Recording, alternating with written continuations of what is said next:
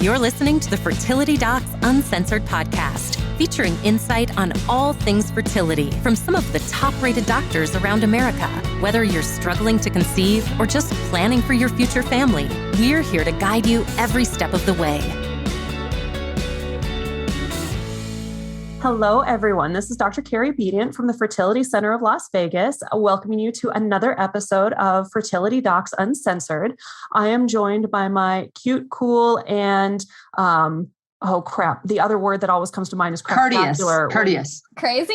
Crazy. I would go with crazy. I mean, you are both very courteous and curious. You're going with all kinds of C's. But anyway, I am joined by Dr. Susan Hudson of Texas Fertility Center. Hello. And Dr. Abby Eblen from Nashville Fertility Center. Hi, everybody.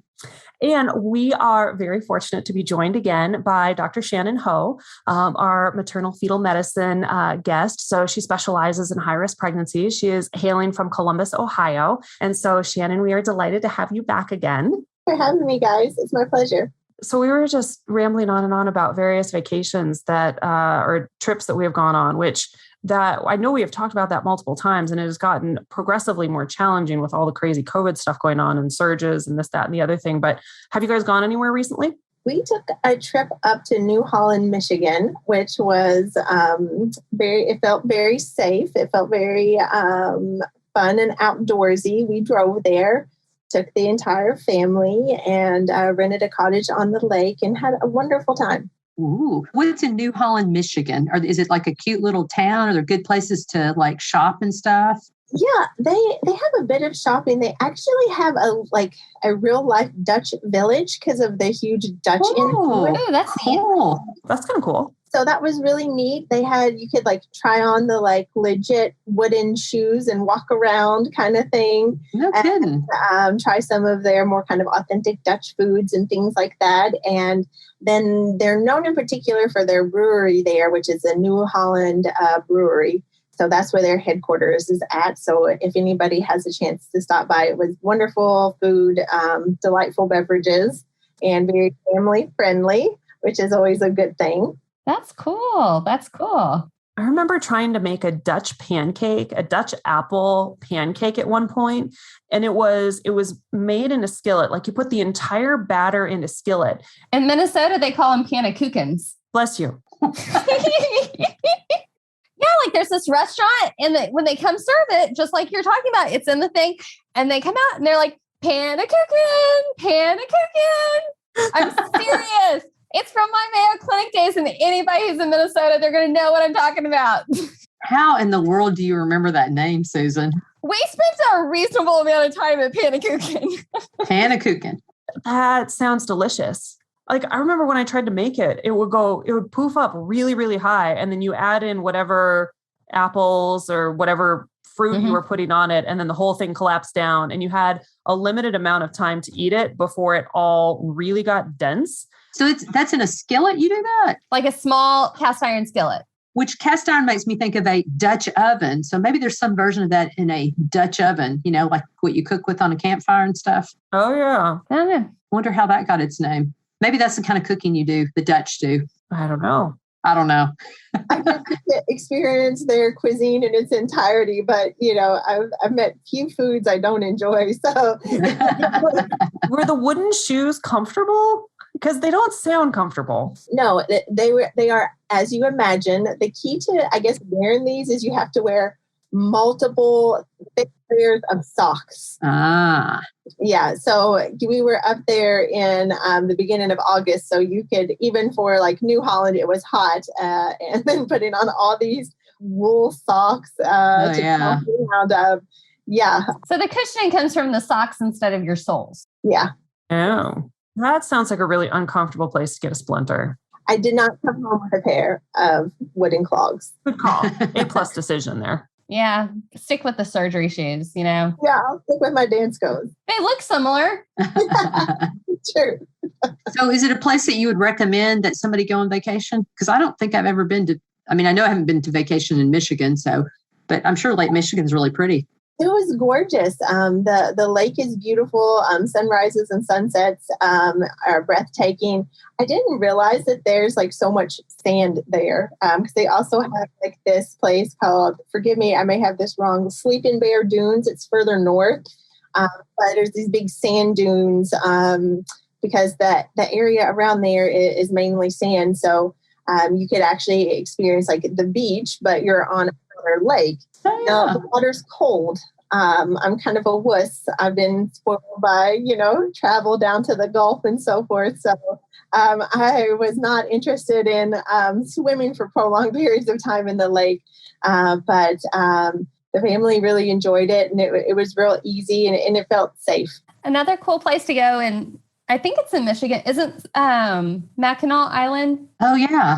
With the best fudge ever. My cousin did his ER residency in Saginaw, and we went and visited one time, and we went up to Mackinac Island. And it's so cool because like there's no vehicles on the island essentially, and it's all pedestrian type of thing. Oh, and they have really pretty buildings up there too, right? Beautiful buildings. I mean, it's just one of those like getaway places to kind of come down a couple layers of stress level. I mean, it's just, it was a nice place. I'd like to go back there again. I just remember those big sand dunes, like you were talking about, Shannon, they were incredibly high, and you had to go down them in order to get to the water. And going down was not the problem. Coming up, what was the problem? Because every step up you took, you would go back down too.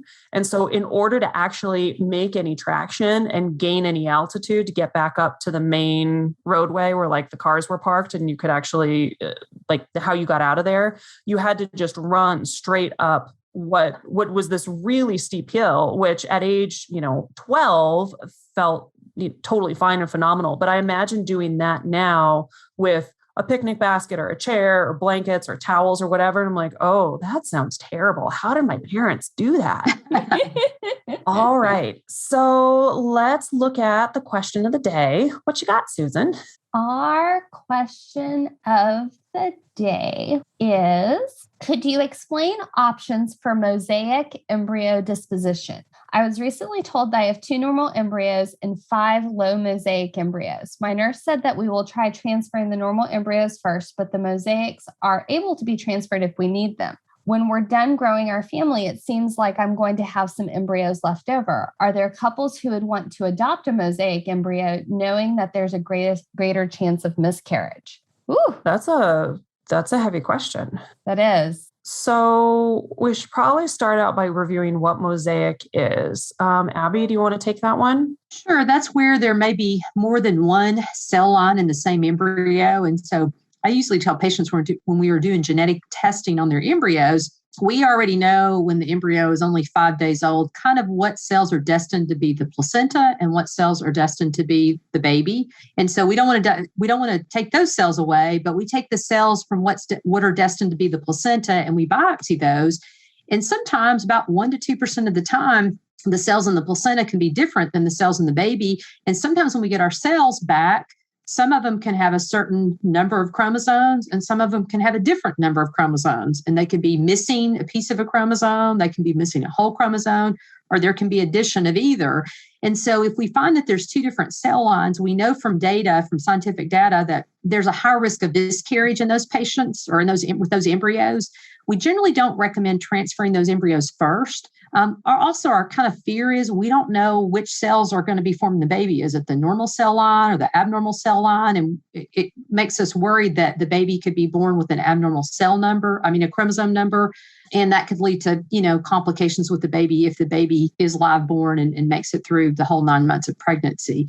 I'm trying to think of anything else, Carrie, anything I missed on that?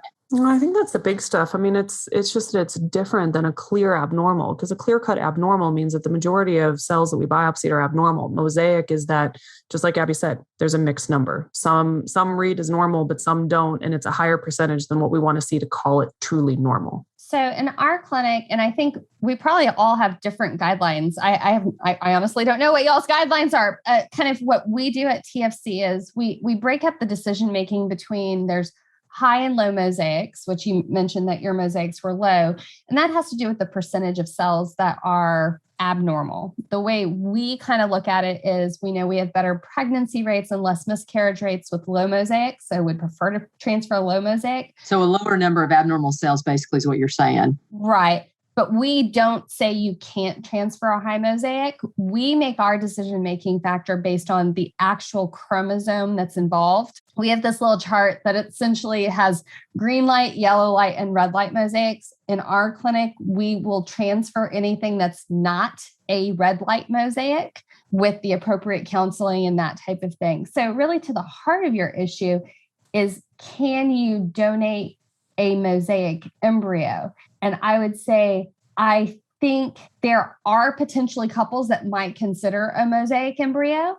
There are lots of different systems, at least in the United States, for embryo adoption types of processes, and you'll need to see what all is involved. And so I don't think I could give you a hard and fast, yes, you could do that. Yeah. I mean, my overall feeling is yes, you could try and donate them, but I don't think a lot of people would probably take those embryos, just in my experience. A lot of clinics wouldn't take those embryos because it's less likely for couples to choose those embryos.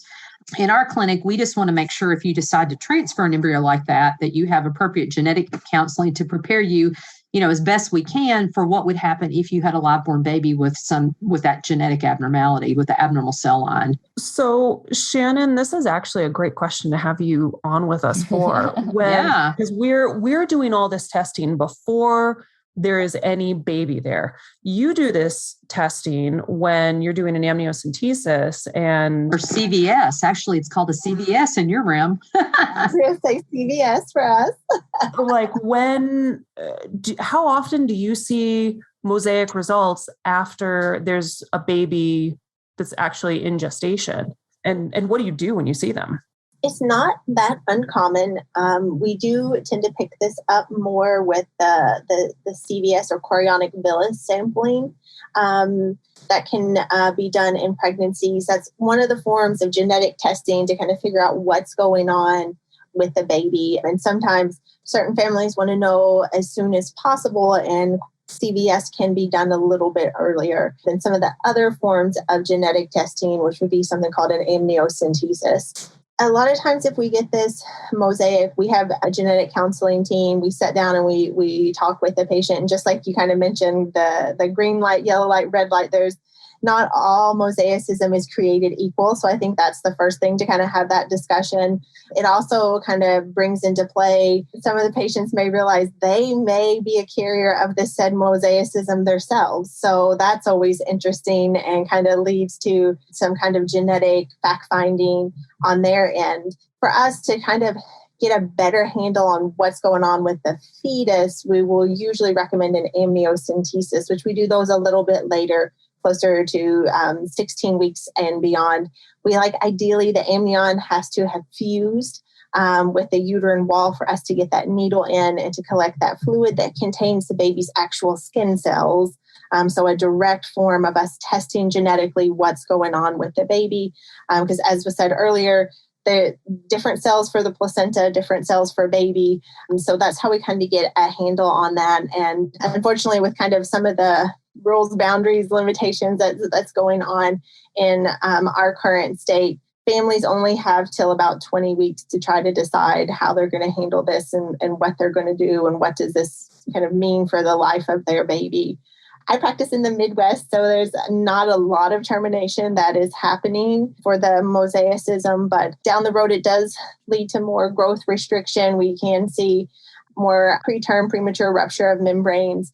We can also just see more preterm delivery, more preeclampsia that kind of crops up in some of these mosaic placentas because they're not quite right. They've got a couple cell lines going on in there, and that can have impacts on the pregnancy as well. But would you say, despite those complications, most of the mosaics turn out to be, when you actually have baby in hand, outcomes? Yeah, I would say the vast majority usually do. They tend to bring home babies.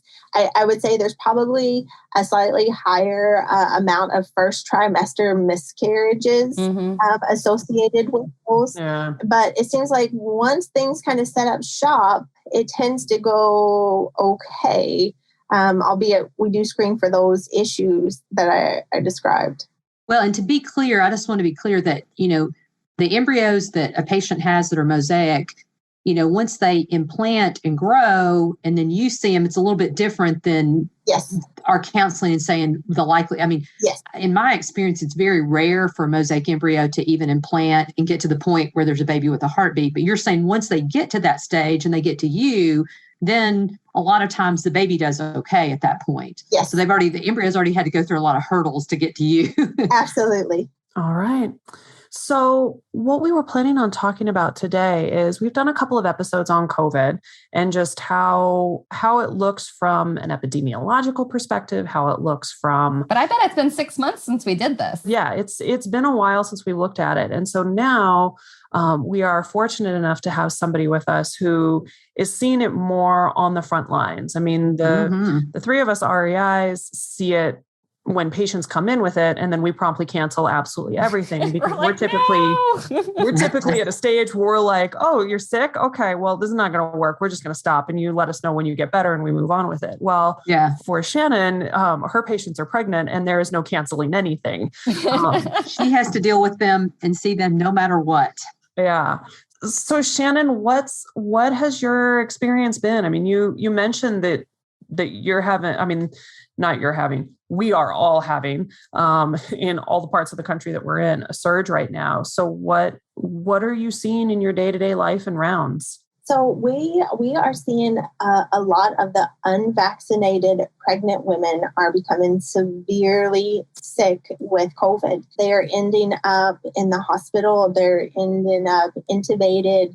The lucky ones make it and get better, but it's a struggle. I mean, from my standpoint as a maternal fetal medicine doctor, right now, if I was looking at any friend or family member who was contemplating pregnancy, the one piece of advice I could give them would be, please get your COVID vaccination. It is life-saving not only for you, but also for your baby. We are seeing a huge rise in preterm labor, preterm delivery associated with COVID.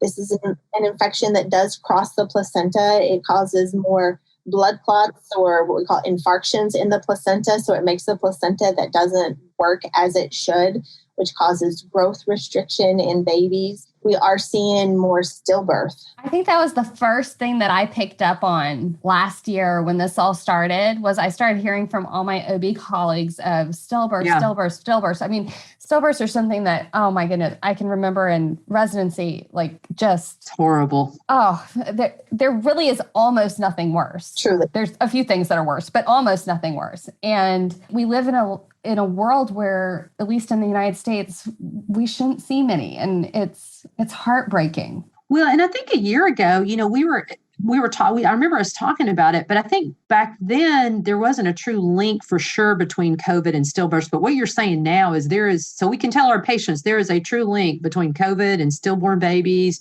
Absolutely. Preterm delivery. Absolutely. Placental insufficiency. Placental abruption. Poor growth. Yep. Growth restriction. More preeclampsia, you think? Yes. And it seems to be a much more kind of rapid onset and severe preeclampsia. Again, we think this goes back to this infection definitely infects the placenta. It impacts placental function. And that placenta is really the go-between between mom and baby.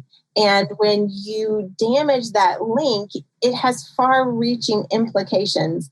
And, when this happens, if you're lucky, you're in the hospital in the ICU and unfortunately you meet me and it gets to a point that finally you're so sick that we say we have to deliver you, then you're looking at having a baby that's born premature and then has to go to the NICU and then also has to fight this infection. So to anybody who's going to be dealing with a preemie, that's the last thing in the world you want these babies to deal with is anything on top of the prematurity that they're having. Thankfully, we know when moms get vaccinated, you share your immune system with your baby. So when we are testing this cord blood, we are seeing that these babies are getting antibodies. So they're getting protection against this disease. That's fabulous. That is fabulous. So if somebody gets vaccinated before they're pregnant, are they still sharing their antibodies with mom, or is it only when vaccination happens during pregnancy? That's something I wasn't completely clear on. We've seen that you have been vaccinated over this past year, and we've been checking your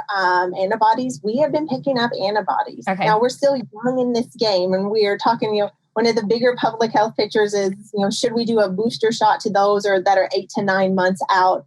And that very well may become a thing, but we are in and still able to pick up some of those antibodies. So I know it's scary being pregnant, but I think it's even scarier once you have a newborn and a small child. We all have so many questions we want to ask.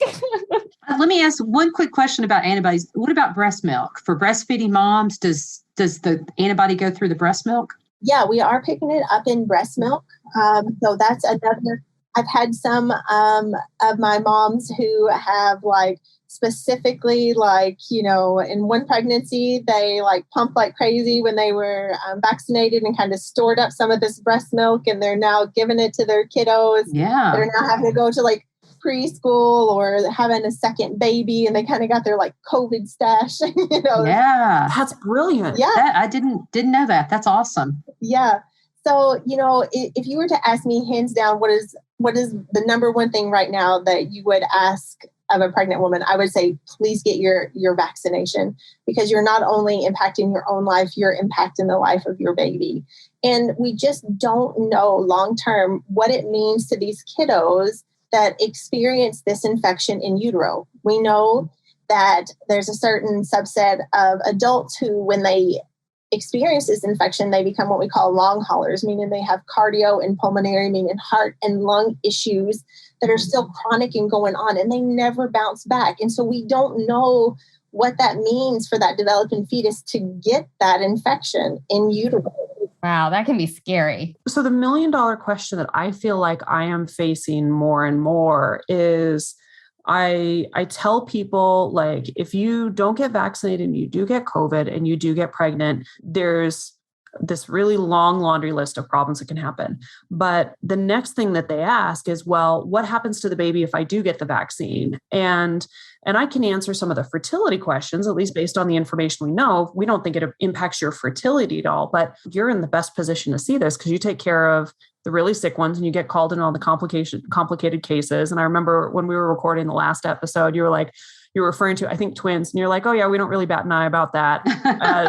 As I was thinking, I bat all my eyes about that. And so are you getting called in with a higher frequency on women who have been vaccinated and then are subsequently getting complications in other areas that are affecting their babies? No, hands down. The people that I have in my ICU right now did not get vaccinated. Okay. And any other complications? Are you seeing more incidences of babies with 3 eyes, 2 heads, and a tail?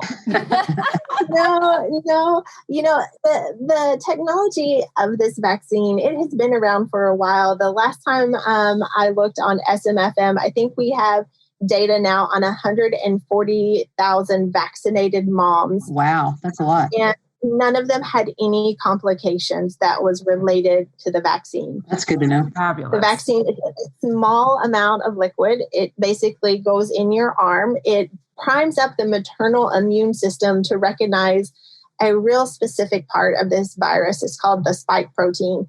And so there is no live virus in this. So it cannot give you COVID if you get a COVID vaccination in pregnancy.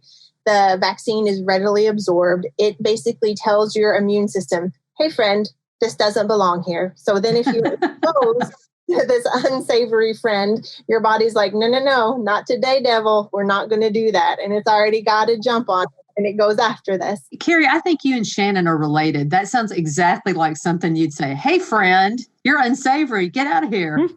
Sorry, Shannon. I didn't mean to interrupt you, but you guys sound like you're identical twins, I think. There's a reason we've been friends since day one of orientation here. It does not, this vaccine doesn't cross the placenta and attack the baby. It doesn't cause any increase in miscarriage.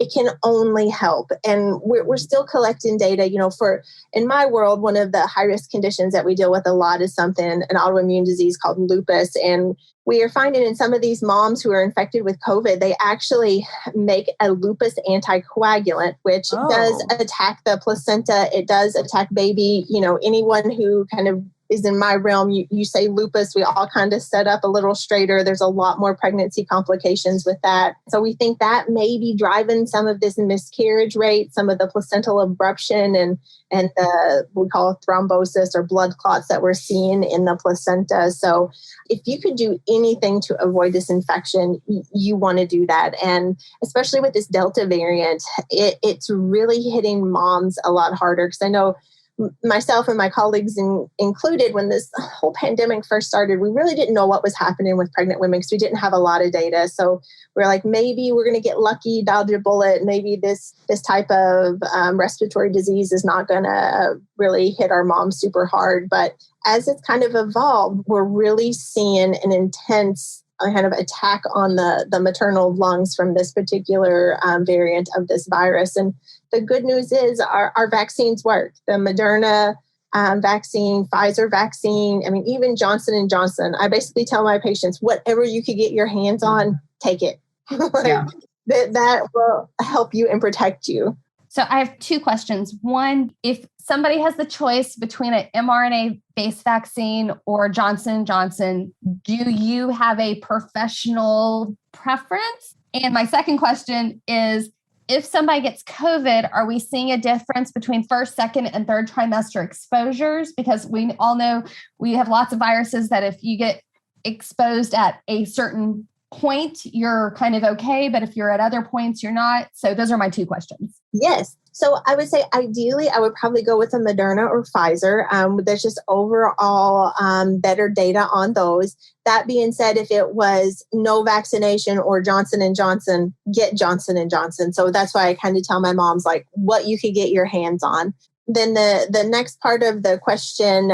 So from the standpoint of looking at the placental pathology and stillbirth, it doesn't seem to really matter what trimester. Like our first trimester moms, we're seeing the burden of this in the placenta, especially those that had kind of the natural course of the infection and just kind of went through that and dealt with that. Third trimester is unique to the changes in the maternal body. Your rib cage has expanded by up to 3 centimeters. You have this big uterus that's now pressing up on the muscle that helps you breathe called the diaphragm.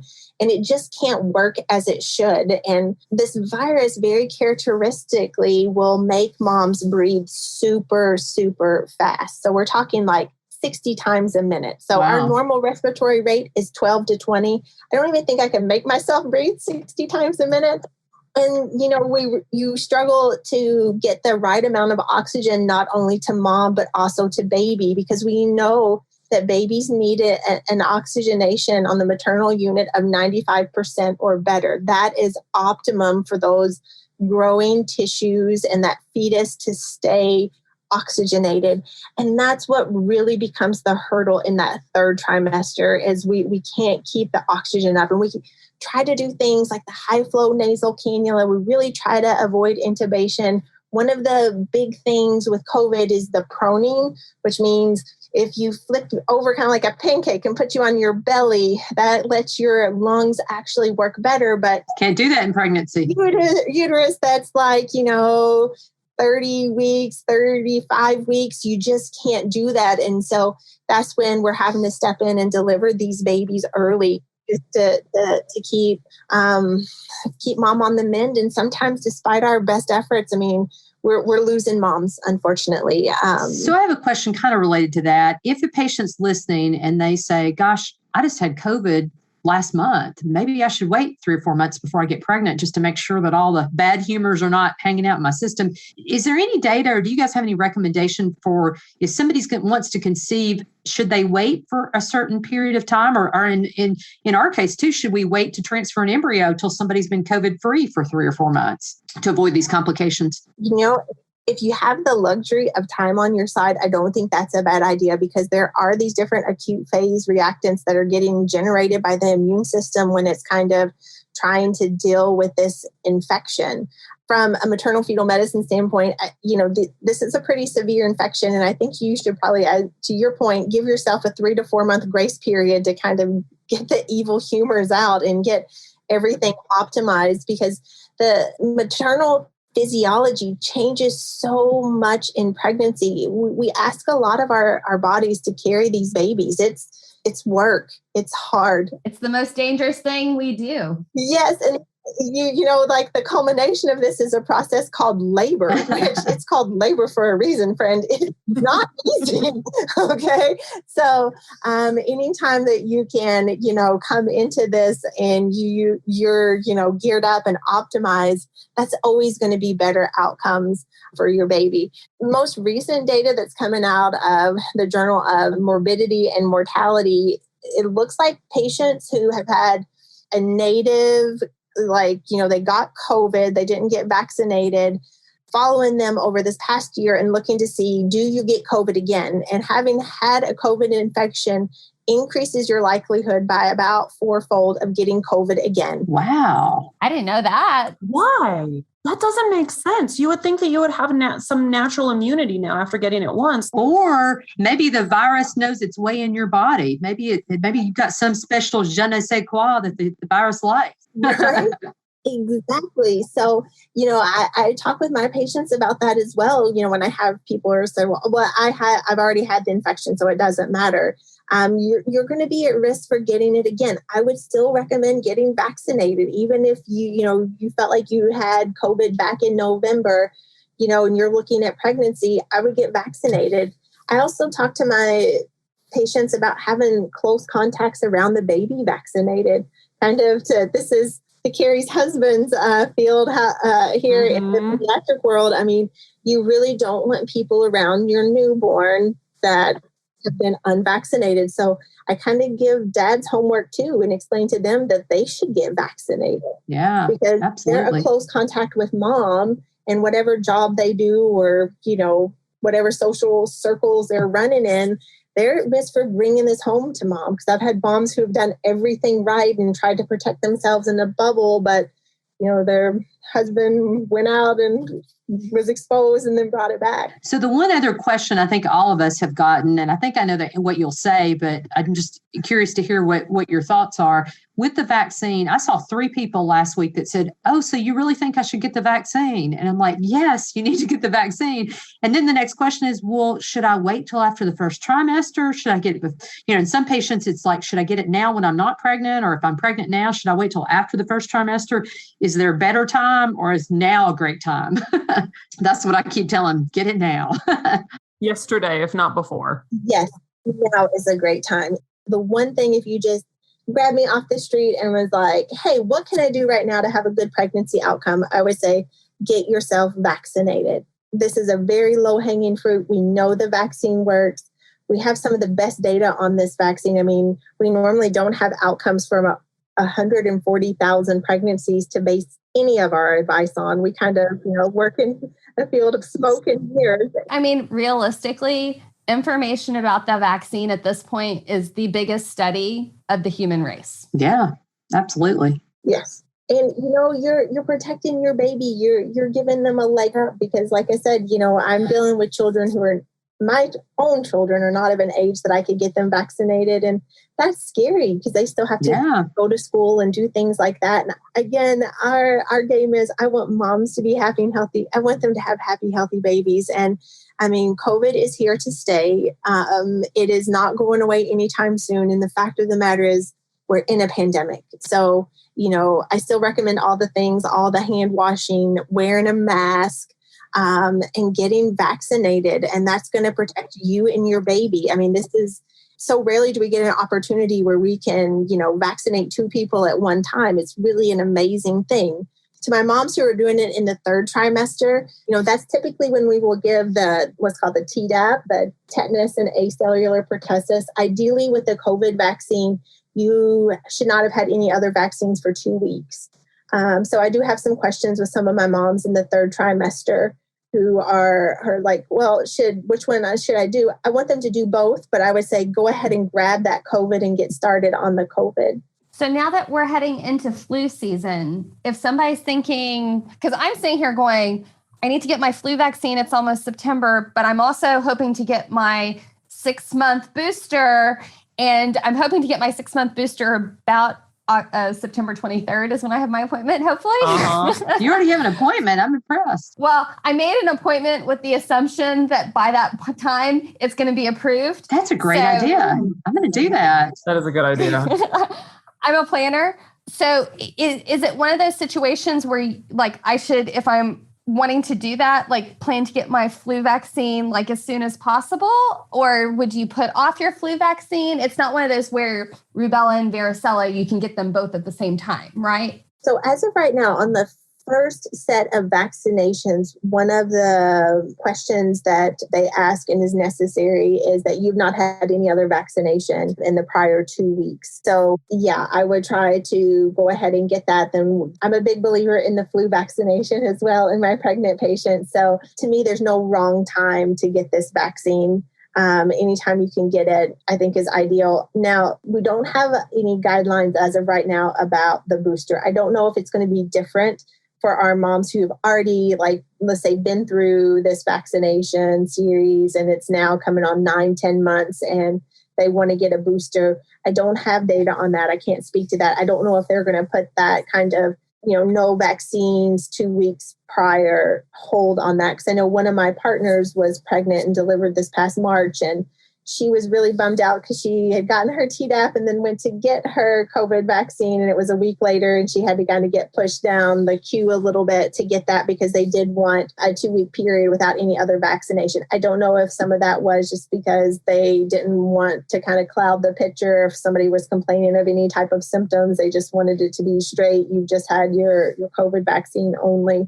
But, if any of your patients who are listening have questions, any MFM or REI, we can help you kind of sort out this vaccination schedule. You can make that happen because I know, a lot of people who are listening to this podcast are kind of dealing with infertility and walking that journey. And, again, I would say that's one of the most important things to make sure your cycle doesn't get canceled or anything like that. You don't want to bring this infection in and infect people who are dealing with your embryos and things like that. So definitely get it. It's not going to hurt anything from a fetal standpoint.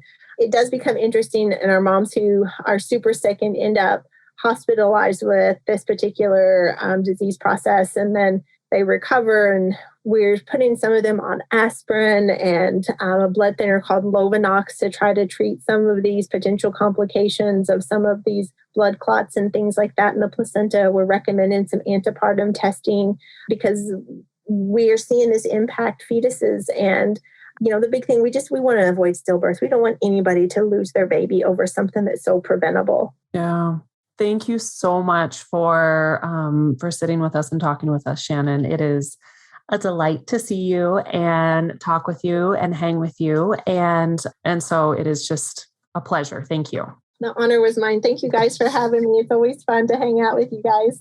And so to our audience, thanks for listening and tune in next week for more. Also, be sure to subscribe and leave a review in iTunes. We'd really love to hear from you. You can also visit fertilitydocs.uncensored.com to schedule an appointment with any of us to submit specific questions you have about infertility. All questions will be answered on the podcast anonymously for the Ask the Doc segment, so don't hold back. We love to hear from you. See y'all next week. Bye, everybody. Bye. Bye.